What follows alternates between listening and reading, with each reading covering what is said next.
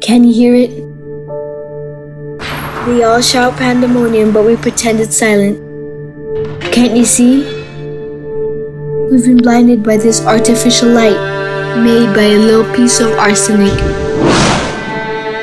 Look beyond that square. Don't you see it?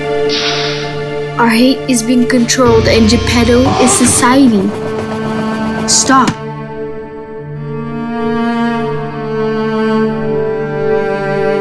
Just because they're different, will it make them less humane? Did we forget our interconnectedness?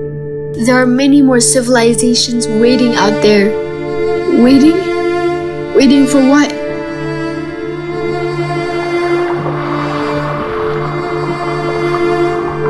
Waiting to be explored within their deep realms of culture, religion, beliefs.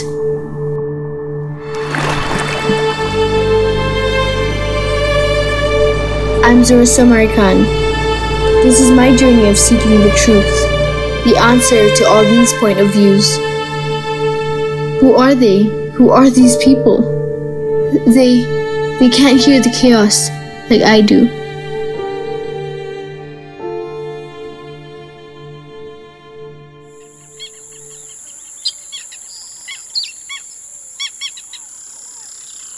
This is the Dahdari village. It is home to Malaysia's indigenous people called the Orang Asli. They have ruled these lands for centuries and are the oldest inhabitants of peninsular Malaysia. As of now, the Dahdari village is living in Malaysia's oldest rainforest named Taman Negara, and they call it their home. Atuk saya dan moyang saya pun sama juga. Sebelum pada buka taman negara, kami dah sentiasa ada pada taman negara.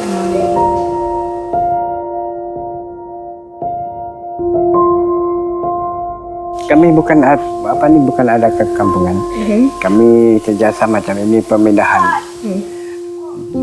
Setiap pada dulu sampai sekarang ini kami akan berpindah. Kami akan memindah pasal kematian, ya, utama kematian. Yang kedua pemakanan. Yang ketiga kami rasa dah boring satu tempat, kami akan memindah tempat lain. Taman Negara in Malaysia is the world's oldest rainforest, which is why it has been packed with tourists. When travelers visit the Orang Asli villages, they tend to reach out to them and offer opportunities that can benefit their community.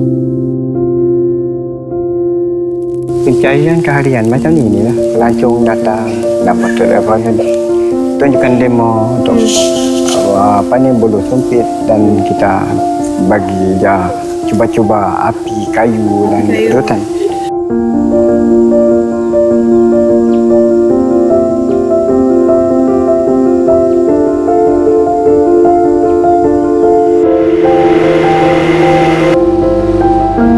A local man named Mr. Asli has lived in Taman Negara for over 2 decades and has a special bond with the Orang Aslis.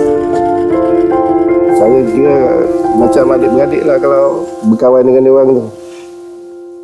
Kalau nak tidur kat pondok dia pun, dia akan tidur lah. Ada.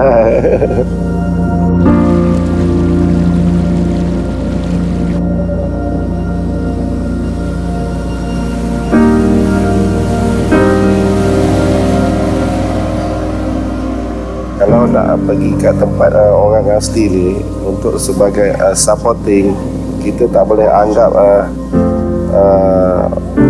orang asli ni macam kita visiting a zoo, kan? Sebab ada juga pemikiran melawat tempat asli ni, dia cakap, oh, I don't like to visit, just like a zoo, kan? Sebenarnya kita tak ada pemikiran macam tu. Kita cuma support. Support, that means dia ada buat sedikit kerja apa semua, itu sebagai kita bagi upah.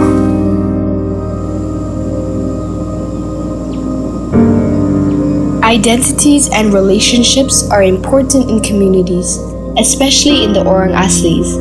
What it means for them to be human.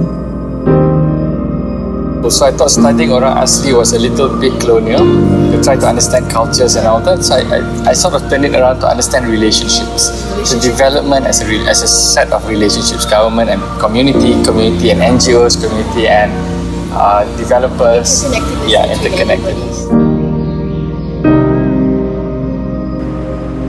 So when I first started my research, I went to this village in Kuala Krau in Lubuk Wong, and I stayed with this guy named Pak Dola, and I had no problems engaging with him.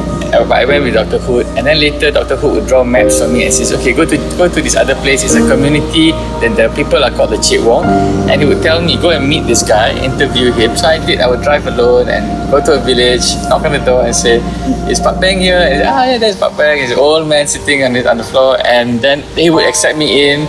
And I would eat there, stay with them, And then one day I go back home and I think, why can't I do this with my neighbors? What's the problem? I don't think people consciously discriminate Orang Asli. I mean, a normal person wouldn't go around saying Orang Asli are less than us. Nobody consciously acknowledges or thinks that or says that. But I think in many ways we do look down on them. We always think of us as going to help them, or us as rescuing them from their situation. We never see it as they are different from us and we can learn from them or appreciate their way of life. So in that way, I think there's discrimination.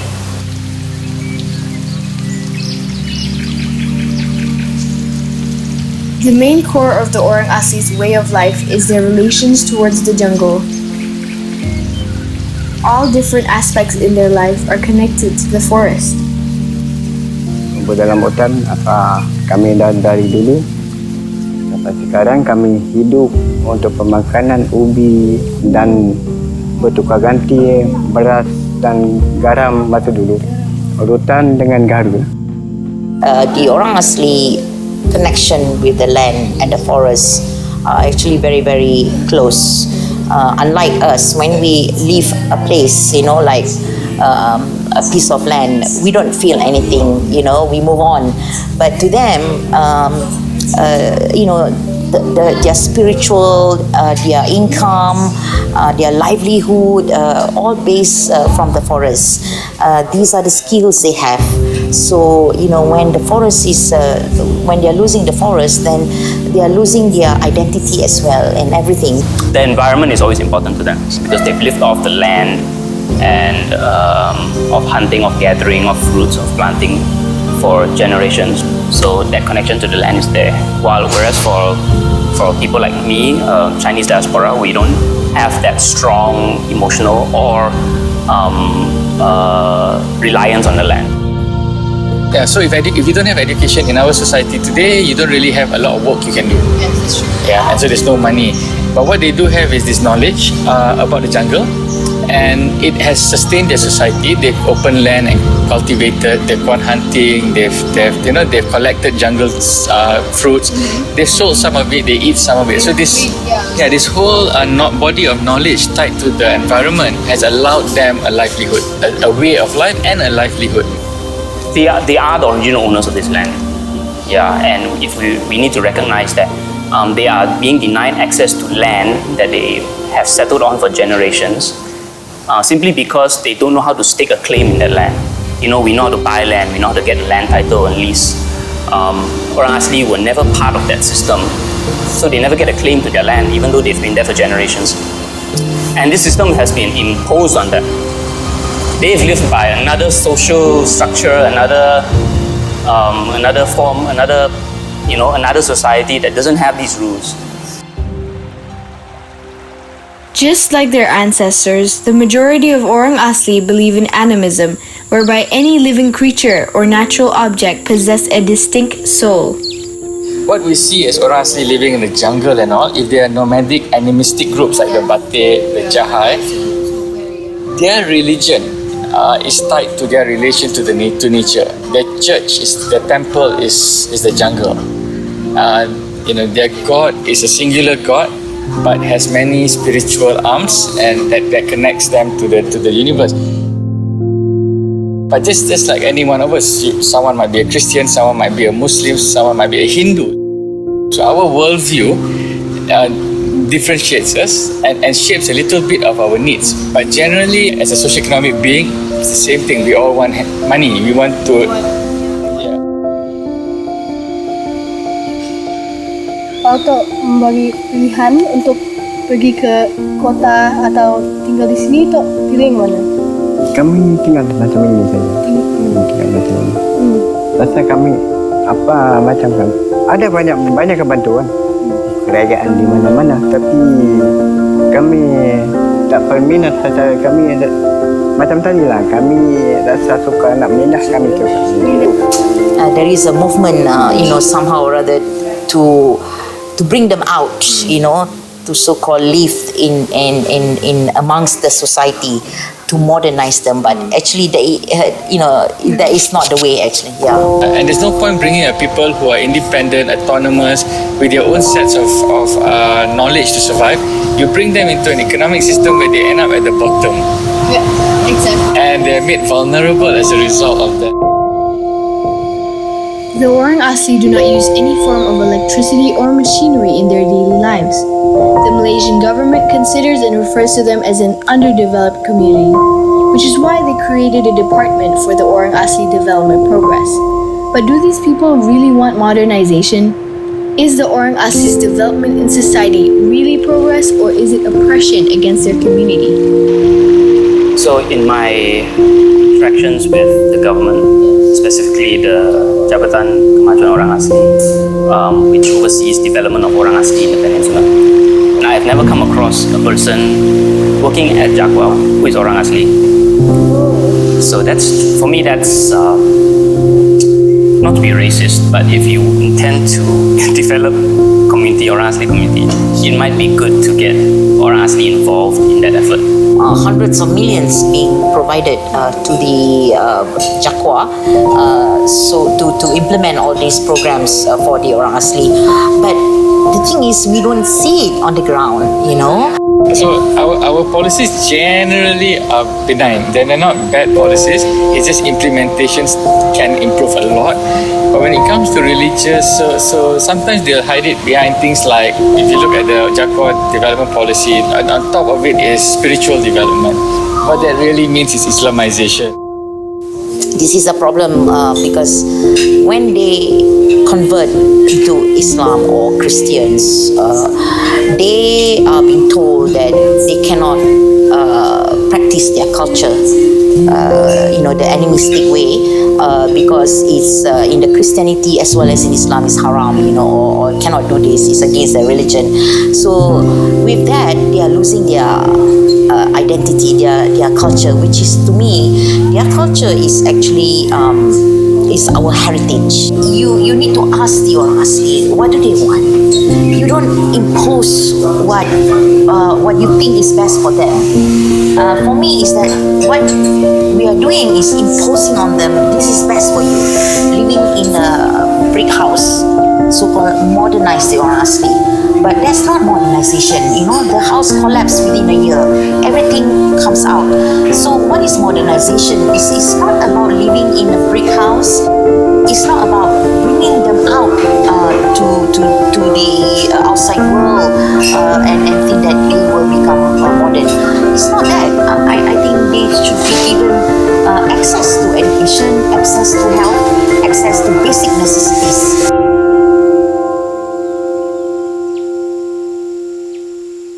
The government's taken a very conservative, conventional position.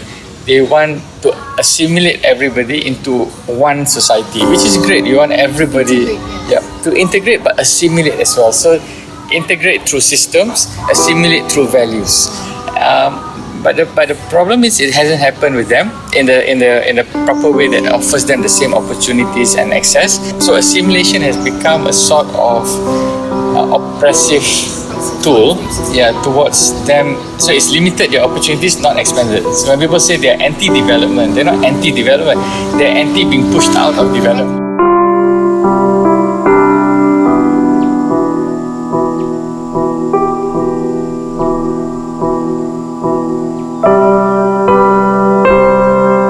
Education is an important factor in building your identity. The government has provided schools, but it is quite a distance from the Orang Asli village. Kalau boleh mohon dengan pendidikan atau kerajaan di mana-mana tempat, kami rasa pendidikan di datang sini nak buat satu tempat perumahan budak sekolah macam pondok macam ni lah. Jadi dia mengajarkan saya sekejap lah tu, 1 jam 2 jam macam tu, lepas dia akan balik. Jadi sekarang ni belum ada lah? Belum ada lah. Kalau nak mendidik dia dalam pelajaran, saya rasa harus dia mengadakan seorang ataupun 2 cikgu yang mengajar di tempat dia sendiri. Tak mungkin dia nak datang sini belajar dengan budak-budak lokal kita. Anak buah saya nak pergi masuk kelas di luar, dia rasa nak renah diri macam budak kampung. Bila dia nak mengatakan anak-anak asli, jadi dia rasa macam apa ni, takutan penada, dan dia rasa dia malu pada. When the children go to school, they get called names. Even the teachers do not respect them, and so many things actually. If you so that's why there's a lot of dropout numbers from the Orang Asli children because they are not happy at school.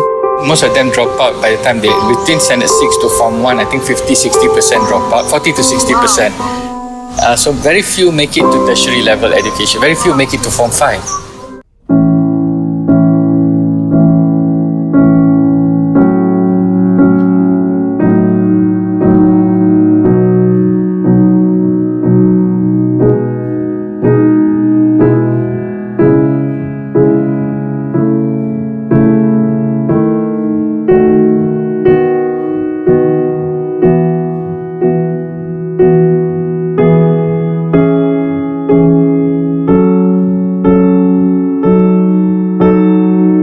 Less and less Orang Asli now because like the batik, the jahai, there are only a few hundred left.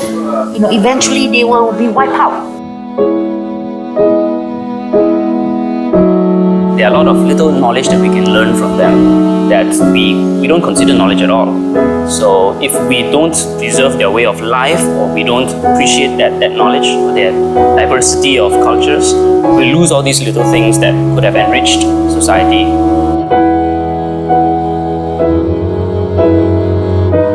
Whatever it is, you can overcome it if you recognize that fundamentally all humans are the same, and if you can just recognize dignity in everyone, we are halfway there.